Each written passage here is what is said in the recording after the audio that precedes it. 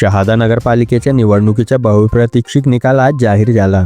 शहरात मोठ्या उत्सुकतेत पार पडलेल्या या निवडणुकीत जनता विकास आघाडीचे अभिजित पाटील यांनी 1041 पेक्षा अधिक मतांनी नगराध्यक्ष पदावर विजय मिळवला। अंतिम मतमोजणीनुसार अभिजित पाटील यांना 18,798 मते मिळाली। या निकालामुळे शहरातील सत्ता समीकरणाला नवे वळण मिळाले असून नगराध्यक्षपद जनता विकास आघाडीच्या ताब्यात गेले आहे। नगरसेवकांच्या निवडणुकीत मात्र 29 पैकी 20 नगरसेवक भाजपचे निवडून आले। तरीही नगराध्यक्ष पद न मिळाल्याने संख्याबळ असूनही सत्ता गमावण्याची वेळ भाजपवर आली आहे, अशी चर्चा राजकीय वर्तुळात होत आहे। निवडणूक पूर्व अंदाज आणि राजकीय चर्चांमध्ये भाजपचे उमेदवार मकरंद पाटील यांच्याकडे नगराध्यक्ष पद जाण्याची विश्वास व्यक्त केला जात होता। मात्र अंतिम निकालाने सर्व अंदाज फोल ठरवत मतदारांनी वेगळाच निर्णय दिला हे स्पष्ट झाले। या निकालानंतर शहाद्यात राजकीय चर्चांना वेग आला असून बहुमत आणि नेतृत्व हे वेगवेगळे असू शकतात हे या निवडणुकीने दाखवून दिल्याची प्रतिक्रिया व्यक्त केली जात आहे।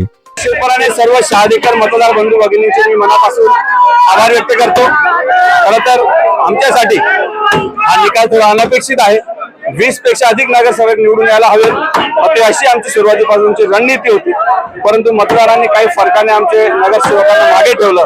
तरी देखील नगराध्यक्ष पदासाठी मला जे मतदान सर्व शहादेकरांनी दिलेलं आहे त्याबद्दल मी सर्व शहादेकर बंधू भगिनींचे, माझ्यासोबत उपस्थित सर्व नगरसेवक, त्यांच्या परिवाराचे आणि कार्यकर्त्यांचे मनापासून आभार व्यक्त करतो। धन्यवाद। मुख्यमंत्र्यांनी आपल्या विरोधात सभा घेतली होती, कसं बघताय?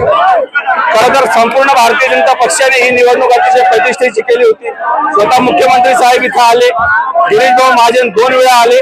संपूर्ण भारतीय जनता पक्षाची मशिनरी एकीकडे असताना देखील शहादेकरांनी जो आमच्यावर विश्वास टाकलेला आहे त्याच्यासाठी निश्चितपणे त्यांच्या ज्या आशीर्वाद आम्हाला मिळाला आहे त्याला आम्ही बांधील राहू आणि जास्तीत जास्त शहाद्याचे काम करण्यासाठी आम्ही प्रतिबद्ध राहू। धन्यवाद। Bureau report, NDT news.